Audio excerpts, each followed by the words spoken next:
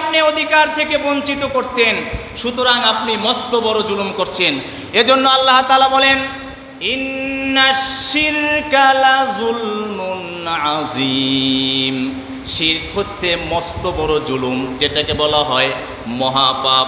প্রিয় ভাইরা আমার, আপনারা যারা এখানে উপস্থিত রয়েছেন এবং আমাদের এই মাইকের আওয়াজ যতটুকু যাচ্ছে, আমাদের এলাকাবাসী, আমার আত্মীয় স্বজন, পাড়া প্রতিবেশী যারা এই কথাগুলো শুনছেন, হৃদয়ের মধ্যে, অন্তরের মধ্যে একেবারে স্থির করে নেবেন, আল্লাহ তাআলা যে গুণের অধিকারী, ওই অধিকার যদি কোনো ব্যক্তিকে বানানো হয়, কোনো পীরকে বানানো হয়, মানুষকে বানানো হয়, সাথে সাথে আপনি এমন পাপের মধ্যে লিপ্ত হয়ে গেলেন, মহাপাপ, আপনি অধিকার হরণ করলেন। শুধু তাই নয়, শিরক যদি কোনো ব্যক্তি করে তাহলে সাথে সাথে সে মুশরিক হয়ে যায়।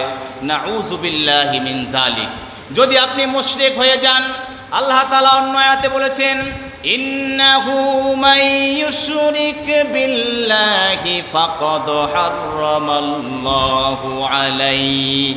কোন ব্যক্তি যদি আল্লাহ তাআলার সাথে শিরক করে, আল্লাহ তাআলার সাথে শিরক করে অন্য কোনো ব্যক্তির কাছে সন্তান চায়, অন্য কোনো মানুষের কাছে রিজিক চায়, অন্য কোনো মানুষকে আল্লাহর অস্তিত্বের কাছে আপনার কি বলে সাব্যস্ত করে, তুলনা করে, ওই ব্যক্তির জন্য আল্লাহ তাআলা জান্নাতকে হারাম ঘোষণা করে দেন।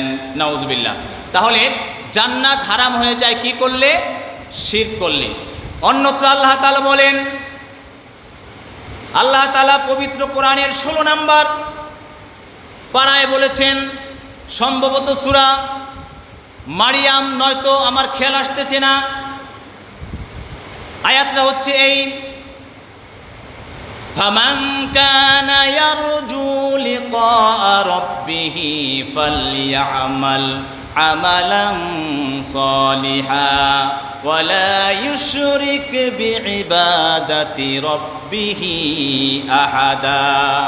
আল্লাহ তাআলা বলেন, তোমরা যারা আমার সাথে, তোমাদের প্রভুর সাথে সাক্ষাৎ করতে চাও, তাহলে দুইটা কাজ করতে হবে।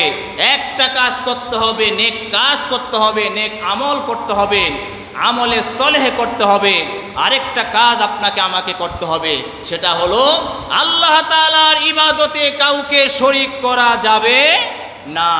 এটা আমাদের মনে রাখতে হবে। প্রিয় ভাইরা, দেখেন, শিরক যেই জায়গায় বেশি হয়, আপনারা মোটামুটিভাবে শিরক বুঝেছেন। আরেকটু বলি, শিরক কাকে বলে? শিরক হচ্ছে মহান আল্লাহ তাআলার অস্তিত্বে কাউকে শরীক স্থাপন করা, শরীক সাব্যস্ত করা। অর্থাৎ আল্লাহ তাআলা যা করতে পারেন সেটা কোনো মানুষের মাধ্যমে করার বিশ্বাস স্থাপন করা, মনের মধ্যে লালন করাকে শিরক বলে। সেটা আপনারা বুঝতে পেরেছেন। এবার শিরক দুই প্রকার, একটা হচ্ছে শিরকে আকবার, আরেকটা হচ্ছে শিরকে আসগর। একটা হচ্ছে বড় শিরক, আরেকটা হচ্ছে ছোট শিরক। এটা আমরা পরে আসি। আমরা যেটা বলতে চাই সেটা হলো, বর্তমানে শিরক বেশি করছে হচ্ছে যারা পথভ্রষ্ট, কিছু নামধারী, কিছু অজ্ঞ মূর্খ, যারা পীরের আসনে বসে থাকে, আসলে পীর নয়। পীর হওয়ার জন্য যেই গুণাবলী দরকার, যেই পড়াশোনার যোগ্যতা দরকার, সেই পড়াশোনা, সেই যোগ্যতা তাদের মধ্যে নাই। তারাও যেহেতু শিরক মস্ত বড় জুলুম, তারাও জুলুম করছে। এই দেশের মধ্যে পীর ছিলেন হযরত শাহজালাল ইয়ামিনী রহমাতুল্লাহ আলাইহি। এই দেশের মধ্যে পীর ছিলেন বাগেরহাটের খান জাহান আলী রহিমাহুল্লাহ তাআলা, রহিমাহুল্লাহি তাআলা। কিন্তু তারা যেই মাপের, যেই লেভেলের পীর, আমাদের যারা সমাজের মধ্যে, দেশের মধ্যে পীর দাবি করে শিরকের আখড়া বানাইছে, তারা কিন্তু সেই লেভেলের তো নাই। তাদের তুলনায় তাদের কথা কল্পনাই করা যায় না। আমাদের হাটে, মাঠে, ঘাটে, বিভিন্ন পাড়ায় পাড়ায় ব্যাঙ্গের ছাতার মতো কতগুলো শিরকের আখড়া তৈরি হয়েছে। শিরক তৈরি করার পীর তৈরি হয়েছে, ভণ্ড পীর তৈরি হয়েছে।